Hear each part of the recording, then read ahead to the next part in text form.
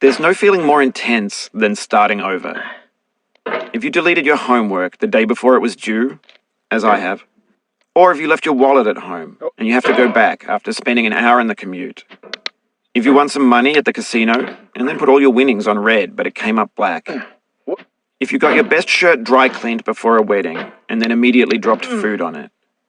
If you won an argument with a friend and then later discovered that they just returned to their original view. Starting over is harder than starting up. If you're not ready for that, like if you've already had a bad day, then what you're about to go through might be too much. Feel free to go away and come back. I'll be here. Alright, thanks for coming with me on this trip. I'll understand if you have to take a break at any point. Just find a safe place to stop and quit the game. And don't worry, I'll save your progress, always, even your mistakes.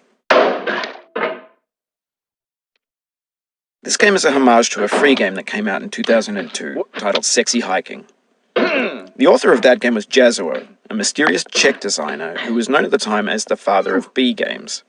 And B games are rough assemblages of found objects. Designers slap them together very quickly and freely, and they're often too rough and unfriendly to gain much of a following. They're built more for the joy of building them than as polished products.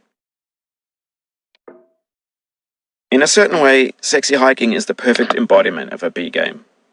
It's built almost entirely out of found and recycled parts, and it's one of the most unusual and unfriendly games of its time. In it, your task is simply to drag yourself up a mountain with a hammer. And that act of climbing, in the digital world or in real life, has certain essential properties that give the game its flavor. No amount of forward progress is guaranteed. Some cliffs are too sheer or too slippery.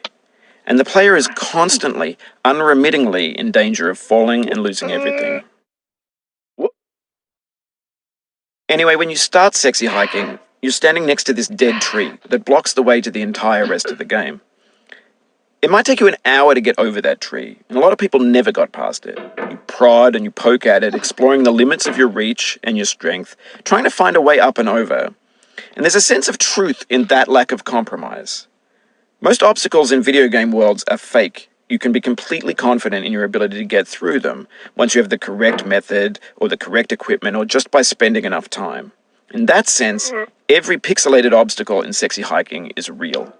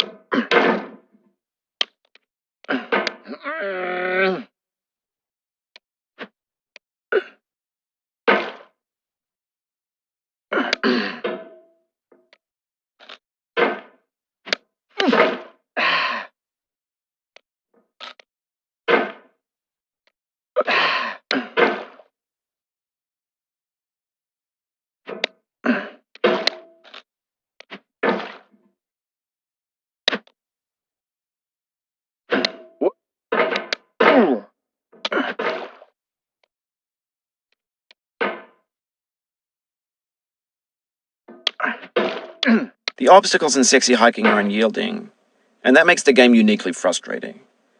But I'm not sure Jazuo intended to make a frustrating game. The frustration is just essential to the act of climbing, and it's authentic to the process of building a game about climbing. A funny thing happened to me as I was building this mountain.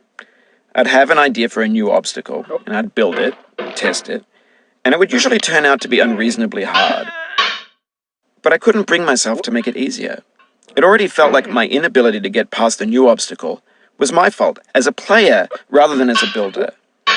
Imaginary mountains build themselves from our efforts to climb them, and it's our repeated attempts to reach the summit that turns those mountains into something real.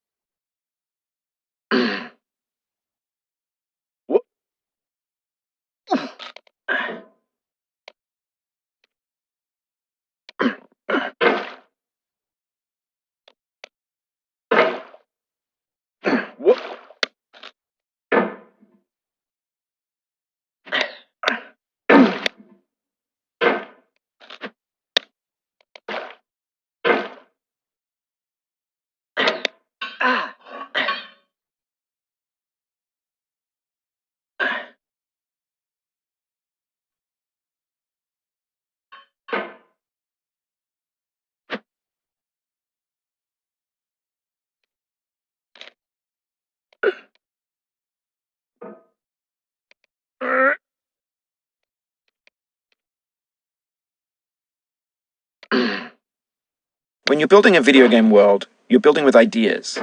And that can be like working with quickset cement.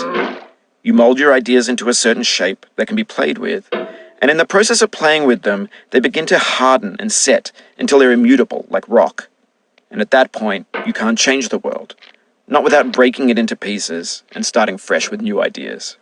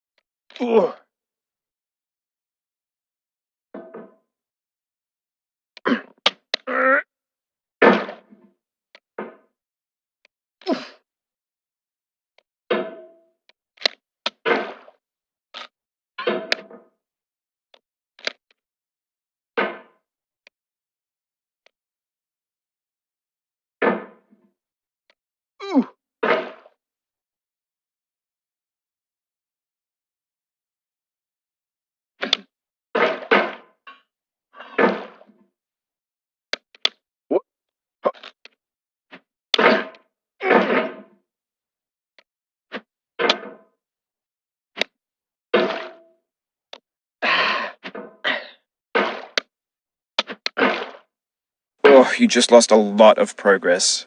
That's a deep frustration, a real punch in the gut.